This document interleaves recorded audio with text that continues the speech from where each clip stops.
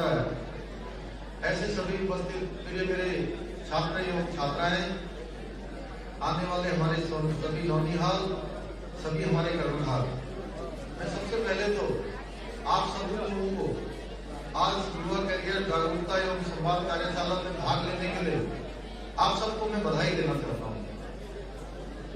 बहुत बधाई देना चाहता हूँ कि आज आप लोगों ने बहुत सारी जानकारियां इस युवा संवाद जागरूकता एवं कार्यशाला में आपको मिली होंगी। मैं समझता हूँ कि अंतिम सत्र होगा, एक बार बैठ जाइए, आना जाना बंद कर दीजिए।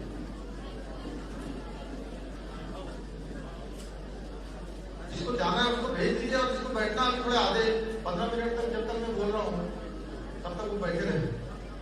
अभी जिसको जाना है तो पहले चले जाए। कोई जाना चाहता है तो हाथ खड़ा कर दो भाई।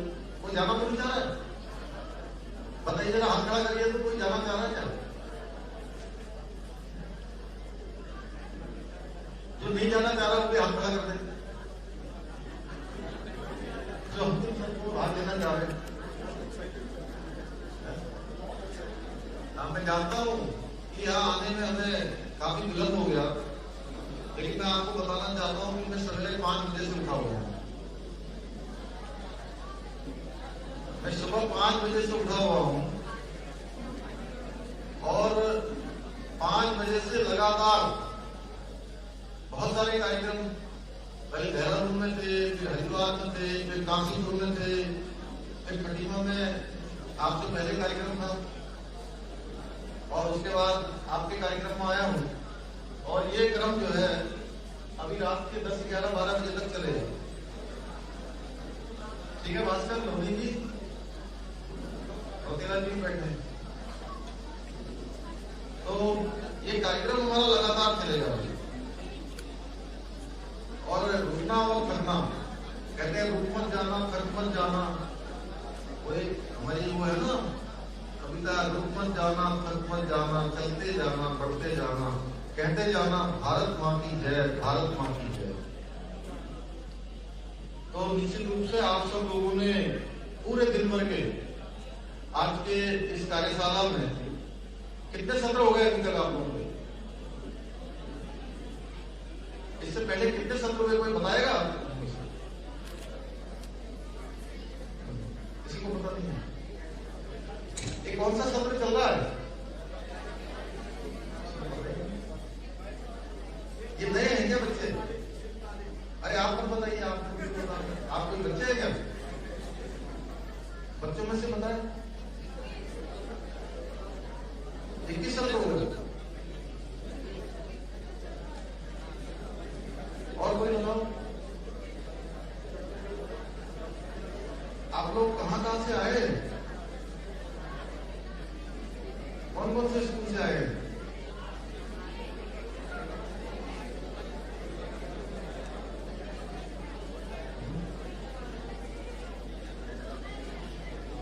चलिए कोई बात नहीं।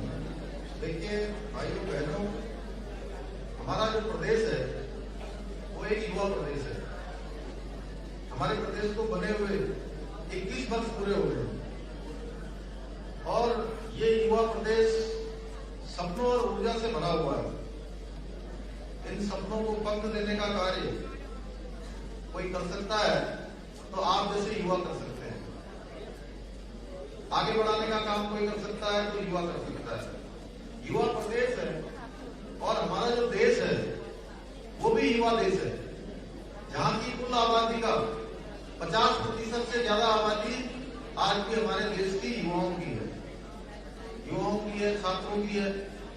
और मैं सच बताऊं तो कभी भी कोई युवाओं से जुड़ा हुआ मामला होता है, कोई छात्रों से जुड़ा हुआ प्रकरण होता है, कोई विद्यार्थियों से जुड़ा हुआ प्रकरण होता है, ऐसे कोई कार्यक्रम होते हैं, तो उस कार्यक्रम में मैं चाहे जितना भी व्यस्त रहूं, मैं कोशिश करता हूं कि उस कार्यक्रम में पहुंचूं। और आज भी चूंकि अत्यधिक व्यस्तता का दिन था, लेकिन गौरव जी ने बताया कि आप सबके बीच में बहुत सारे युवा, बहुत सारे छात्र यहाँ मिलने वाले हैं, तो सच बताऊं तो मैं अपने आप को रोक नहीं पाया आपसे मिलने को।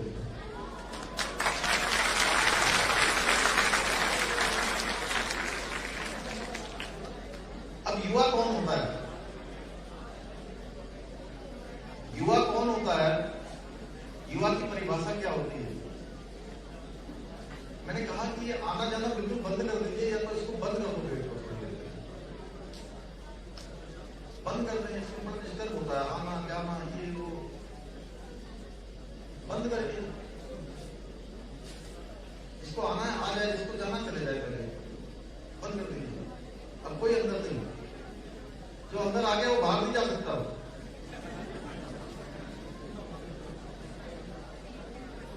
ठीक है, गेट बंद कर दिया, इसलिए कोई उठना ना तब।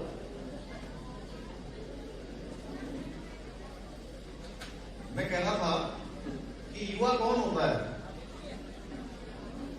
युवा वो होता है जिसके पैरों में गति होती है। युवा वो होता है जिसका सीना क्या तेज धड़कता है। जानते हो सीने में क्या होता है? जोर से बोलिए, अरे आवाज ही नहीं आ रही है।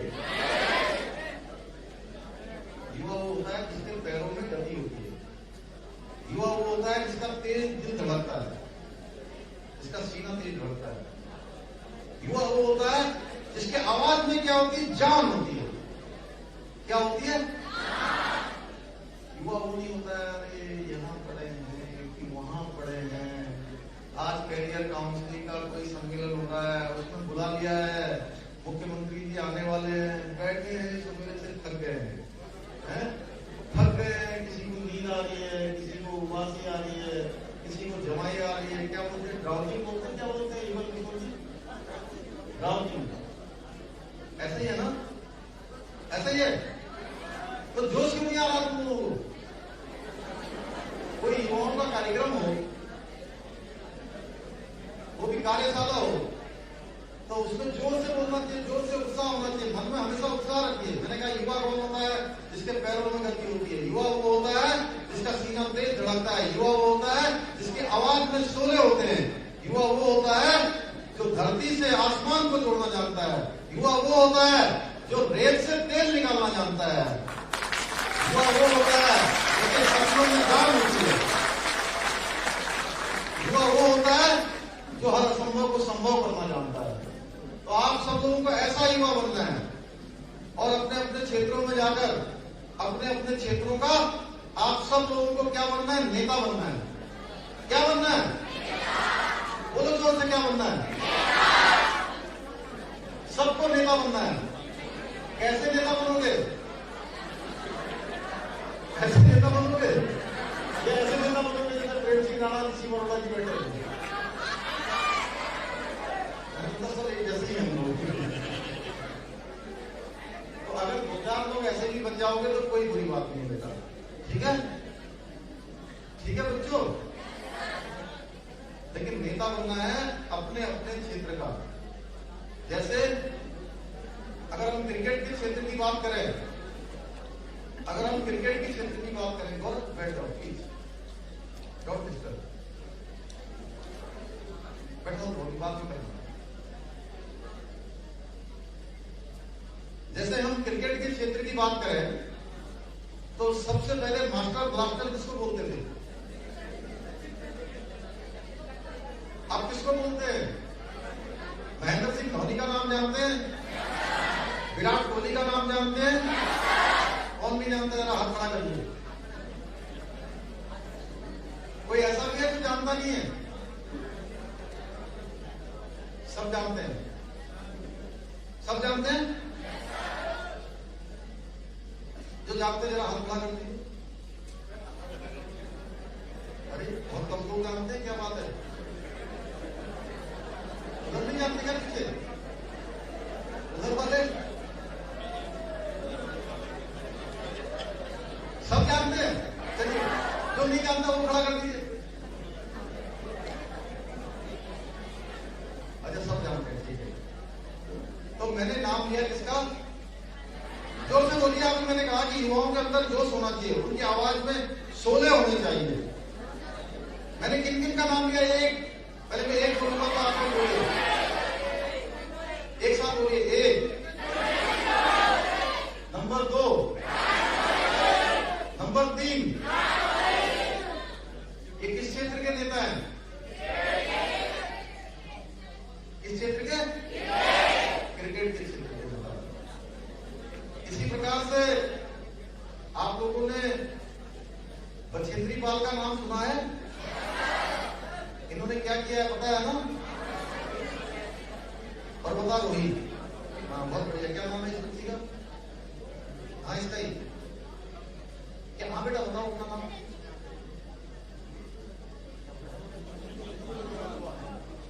अंजू गंगवार। चलो बेटा बहुत अच्छा, बहुत अच्छा होता है। तो इन्होंने क्या करा है? पर्वतों की चोटियों को छीने का काम किया है, शिखर पर जाने का काम किया है। तो इनको किस क्षेत्र का नेता कह सकते हैं हम? पर्वतारोहण के क्षेत्र की नेता। इसी प्रकार से आप लोगों ने मेट्रो मैन का नाम सुना है? सुना होगा मेट्रो मैन का नाम, जिन्होंने मेट्रो बनाने का काम किया था। तो मेट्रो मैन का नाम आईटी के क्षेत्र में जिन्होंने क्रांति की, इंफोसिस के चेयरमैन एस नारायण मूर्ति, इनको हम कह सकते हैं कि ये किस क्षेत्र के नेता? ये आईटी के क्षेत्र के नेता। आज हमारे बीच में प्रोफेसर कलाम नहीं है। प्रोफेसर एपीजे अब्दुल कलाम जो हमारे देश के राष्ट्रपति थे, वो क्या थे राष्ट्रपति बनने से पहले? उनको हम चाचा कलाम के नाम से जानते थे, जानते थे ना? तो वो किस क्षेत्र के नेता थे? वो वैज्ञानिकों के क्षेत्र के नेता थे। किस क्षेत्र के नेता थे? ऐसे ही अभी हमारे बीच में बहुत सारे लोग हैं जिन्होंने विभिन्न विभिन्न क्षेत्रों में एक से एक अच्छे काम किए हैं। आज हम जन सेवा के क्षेत्र में, आज राजनीति के क्षेत्र में पूरी दुनिया का, पूरे भारत के अंदर नहीं बल्कि पूरी दुनिया के अंदर भारतवर्ष का मान सम्मान और स्वाभिमान और पहचान दिलाने का काम किसी ने किया है तो हमारे देश के यशस्वी प्रधानमंत्री आदरणीय नरेंद्र मोदी जी ने किया है, जिनके कारण से आज पूरी दुनिया आज भारत का लोहा मान रही है। हम तो क्या कह सकते हैं? नेताओं के क्षेत्र के नेता। किस क्षेत्र के नेता? ऐसे ही मैं चाहता हूं कि आप लोग जिस क्षेत्र में भी जाओ, चाहे आप कहीं अधिकारी बने, डॉक्टर बने, इंजीनियर बने, आईएएस बने, आईपीएस बने, पीसीएस बने, पीटीएस बने, वैज्ञानिक बने, पत्रकार बने, बड़े व्यापारी बने, समाज सेवा के क्षेत्र में जाए, तो हर क्षेत्र में जो अग्रणी रहे उसको बोलते हैं कि वो नेता। तो आपको कौन सा नेता बनना है? अपने अपने क्षेत्र का नेता बनना है। किस क्षेत्र का नेता? मैं आप लोगों से इसलिए पूछ रहा हूं कि आप लोग सवेरे से थक गए होंगे। मैं जानता हूं आपका दिमाग जो है थोड़ा शून्य हो गया होगा। क्या क्या दिमाग में गया, कितना बाहर चला गया, आप लोग भूल गए होंगे। सही है? 7 सत्र हो गए, तो अंतिम सत्र में जो बोल रहा हूं कहीं उसको थोड़ा मेमोरी में रख लेना। और अच्छा होगा कि अगली बार से कोई ऐसी कार्यशाला हो तो आप लोग एक कलम और एक डायरी, नोटपैड साथ में लाना है। लाए हैं? कितने लोग लाए हैं?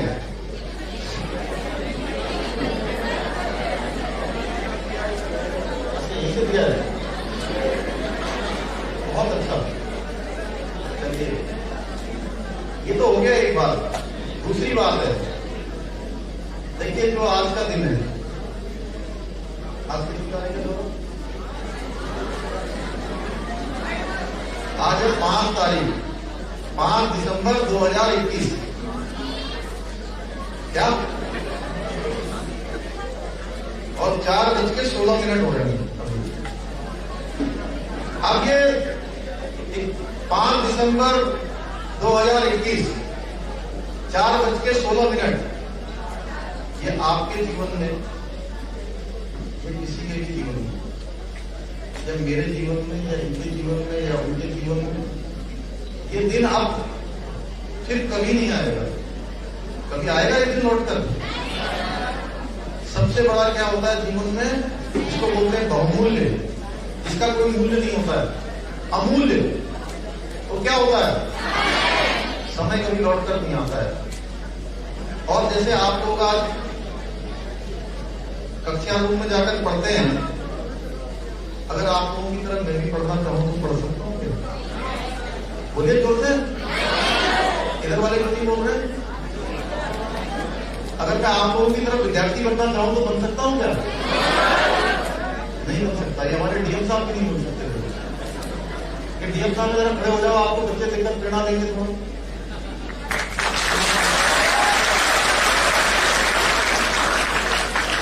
दूसरे हमारे जो है पुलिस के कप्तान साहब हैं, कोई नहीं क्या?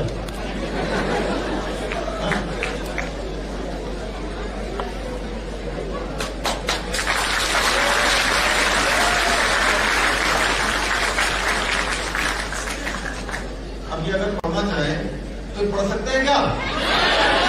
नहीं पढ़ सकते हैं। ये हमारे डायरेक्टर साहब विनोद गिरी गोस्वामी, अब ये भी विद्यार्थी बनना चाहे तो बन सकते हैं। अरे जोर से क्यों नहीं बोलते हो? नहीं बन सकते। अगर आज से 10 साल बाद, 15 साल बाद आप लोगों में से जो लोग आज पढ़ने का आपको समय मिला है, आज जो खेलने का समय मिला है, जो सीखने का समय मिला है, ये समय 15 साल बाद आप लोग सोचोगे कि मुझे पढ़ना चाहिए था, मुझे कुछ सीखना चाहिए था, अब मैं दोबारा से सीख लूं, मैं दोबारा से कक्षा में चला जाऊं, दोबारा से मैं विद्यार्थी बन जाऊं, स्टूडेंट बन जाऊं, तो आप बन नहीं सकते, बिल्कुल नहीं बन सकते। इसलिए आज पूर्ण मनोयोग के साथ जो काम हमको मिला है, पूरे प्राणों प्रण से, यानी कि हाफ हार्टेड होकर नहीं, जो जीवन में लक्ष्य तय कर लो, उस लक्ष्य की साधना के लिए लग जाओ और एक संकल्प ले लो जीवन में कि अब हमको आगे बढ़ना है, हमको जीवन में कुछ कर दिखाना है।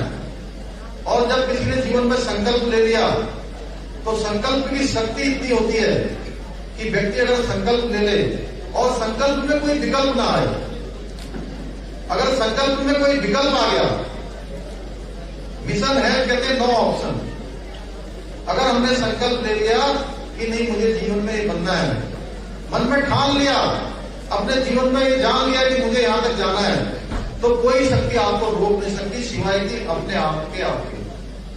अगर आपने ये सोच लिया, कहते हैं विकल्प रहित संकल्प। और जब हमारे संकल्प में कोई विकल्प आ जाता है,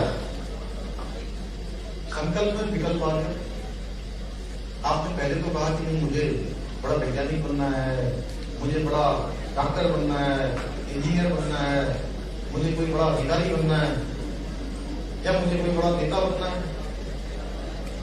अब उसके बीच में कोई संकल्प आया और उसका आपने विकल्प लिया, अरे भाई डॉक्टर बनना बड़ा कठिन काम है, इसके लिए तो बहुत पढ़ना पड़ेगा, इंजीनियर बनना बड़ा कठिन है, अधिकारी बनना बड़ा कठिन है, वैज्ञानिक बनना बड़ा कठिन है, पत्रकार बनना बड़ा कठिन है, कोई शॉर्टकट रास्ता ना अपना लूं, अरे कौन बवाल में पड़े इसमें,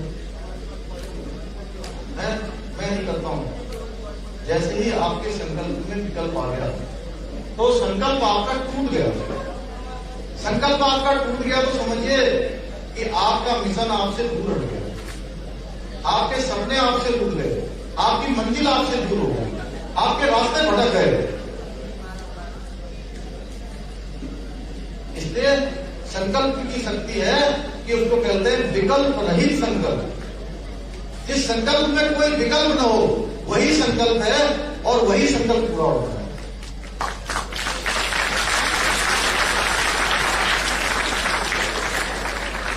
और कभी भी देखिए जीवन में कोई भी रास्ता जो है शॉर्टकट नहीं होता है। शॉर्टकट कभी जीवन में अपनाने की मत सोचिए, और व्यक्ति कभी किसी को बेवकूफ नहीं बनाता है। कई बार हम कहते हैं, हमारे टीचर ने कहा, हमारी मम्मी ने कहा, पापा ने कहा, चाचा ने कहा, आंटी ने कहा कि बेटा ये काम करना है। हमने बड़ा अच्छी अच्छी बातें करी। मैं देखता हूँ छोटे छोटे बच्चे भी आजकल अपने मम्मी पापा के सामने, अपने टीचरों के सामने ऐसी ऐसी बातें बोलते हैं कि उनको लगता है कि हम अपने मम्मी पापा को, अपने टीचरों को हमने तो बड़ा बेवकूफ बना दिया। और बड़े खुश होते हैं हम लोग कि नहीं होते? नहीं होते ना, होते हैं। लेकिन हर कोई व्यक्ति ये जानता है कि सच क्या है। ये जो भगवान का घर होता है, और टाइम ज्यादा तो नहीं होगा,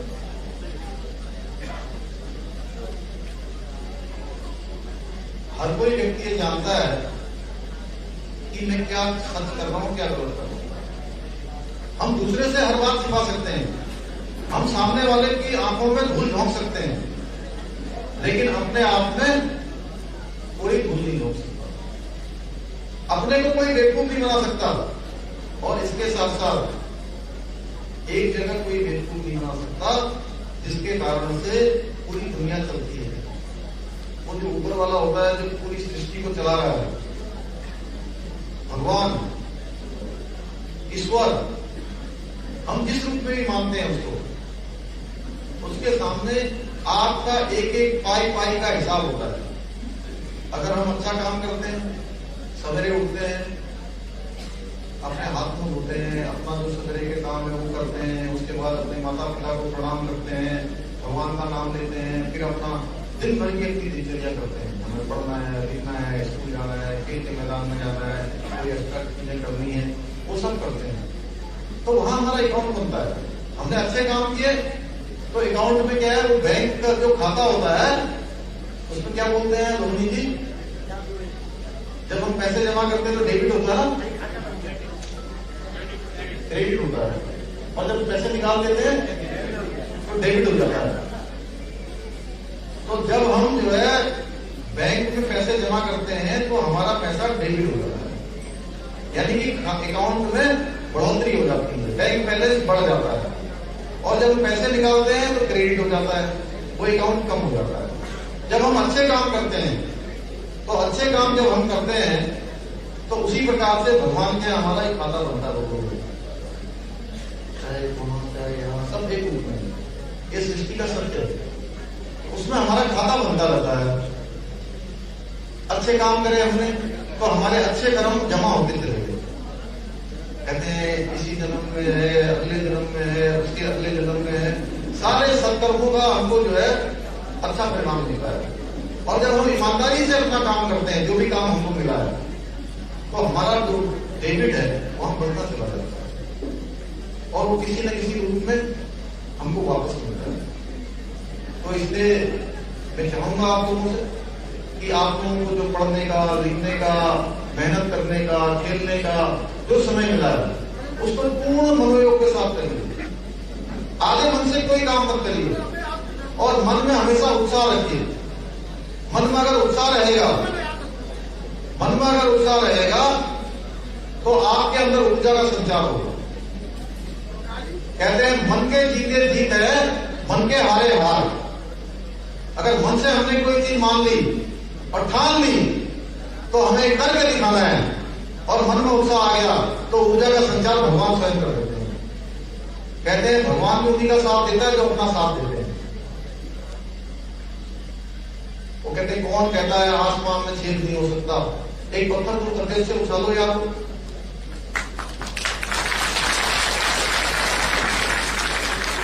और स्वामी विवेकानंद जी ने कहा है कि मनुष्य अनंत शक्ति का और अनंत ऊर्जा का भंडार है। स्वामी विवेकानंद जी का नाम हम सब लोगों ने सुना होगा। उन्होंने कहा कि मनुष्य अनंत शक्ति और अनंत ऊर्जा का भंडार है। वो जिस दिशा में जाना चाहे, जिस कर्म को करना चाहे, जो चाहे वो कर सकता है, लेकिन उसको अपने आप को जानने की जरूरत है, एक मानने की जरूरत है, मानने की जरूरत है। और मान लिया हमने तो हम अनंत तक जा सकते हैं। यानी कि कहते हैं स्काई इज नॉट लिमिट, उसकी कोई लिमिट नहीं है। इसलिए आप सब लोग ऊर्जा के साथ, उत्साह के साथ अपने जीवन के सपनों को पूरा करने के लिए आगे बढ़ेंगे। मैं आप सभी को शुभकामनाएं देता हूं। और आप चूंकि अब ऐसे उसमें आ गए हैं, कैरियर के ऐसे उसमें आ गए हैं, जब हम हाई स्कूल इंटर में होते हैं तो हमें उस समय तक बहुत चिंता नहीं होती है, तब तक हम निश्चिंत होते हैं अपने कैरियर के लिए। हमें बहुत ज्यादा उस समय तक सोचते नहीं है, लेकिन इसके बाद हमारा कैरियर शुरू हो जाता है। अब हमको जीवन के किस क्षेत्र में जाना है, ये बड़ा महत्वपूर्ण समय आप लोगों के लिए आ गया है। और मैं आपको एक बात बताऊं, कि आपके माता पिता, आपके गुरुजन, आपके अभिभावक, वह भी कह रहे हैं कि अब इसके बाद आपकी उतनी मदद नहीं कर पाएंगे। आपको सलाह तो दे सकते हैं, आपको रास्ता दिखा सकते हैं, लेकिन उस पर चलने का काम आपका है।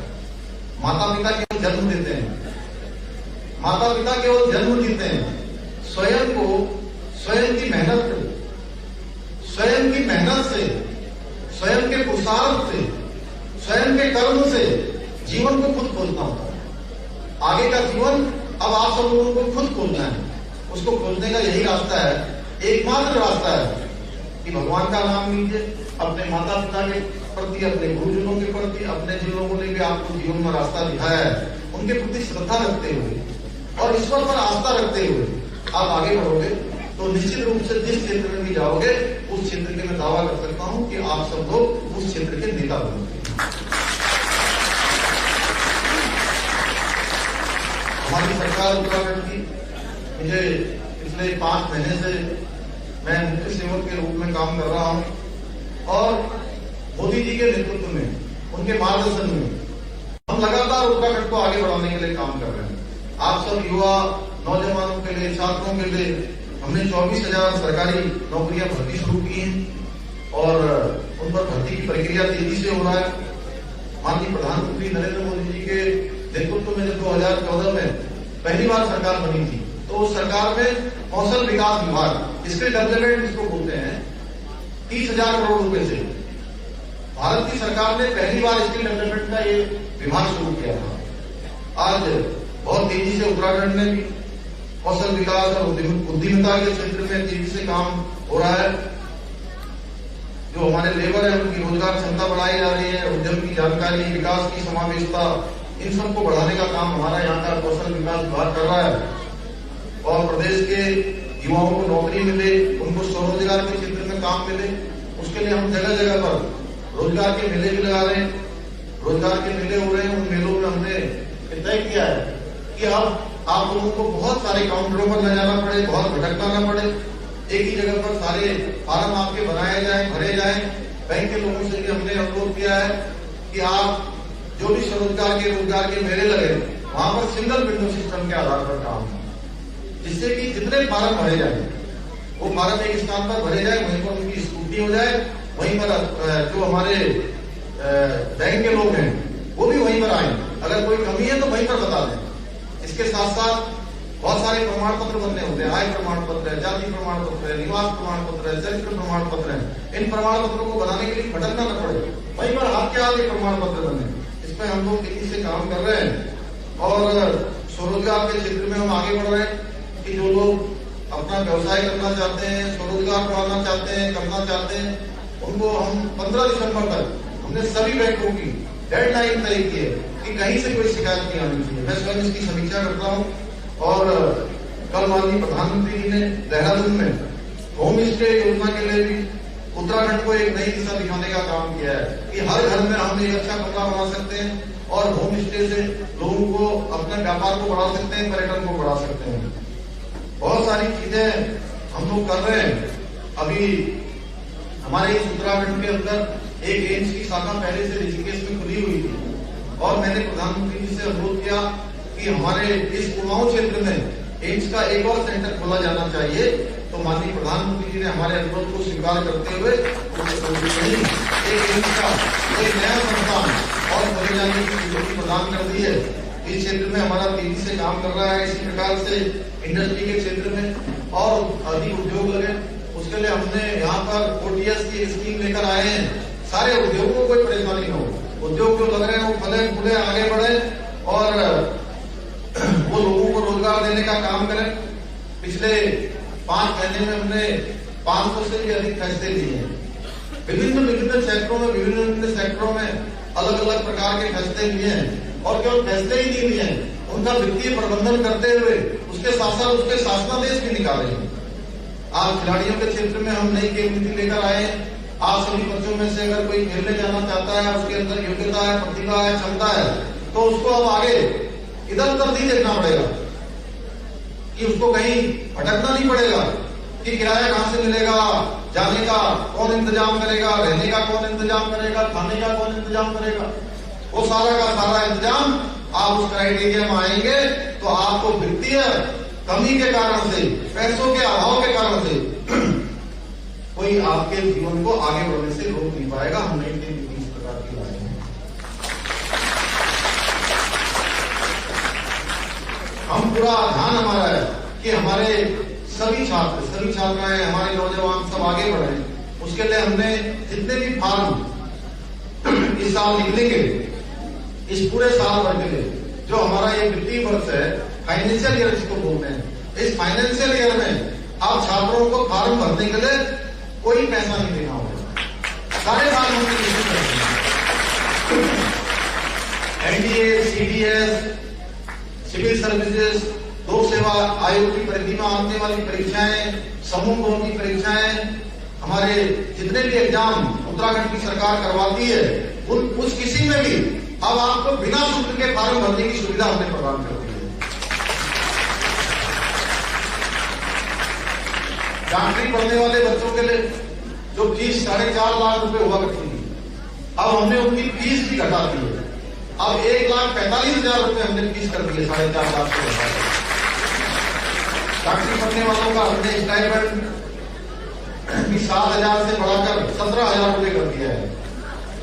इसी प्रकार से एनडीए, सीडीएस, सिविल सर्विसेज, समूह भवन की परीक्षाओं में जो भी एग्जाम, प्री एग्जाम आप पास करेंगे, उन एग्जामों के पास करने के बाद आप लोगों को अब आगे जो मेन एग्जाम की तैयारी करने के लिए जो पैसे का अभाव होता था, बहुत सारे बच्चों को किताबें खरीदने के लिए पैसा नहीं मिल पाता था, बहुत सारे बच्चों के माँ बाप इसको बेयर नहीं कर पाते थे, उनके लिए हमने रास्ते खोले हैं कि 50,000 रुपए की व्यवस्था अब सरकार की तरफ से उनके लिए की जाएगी।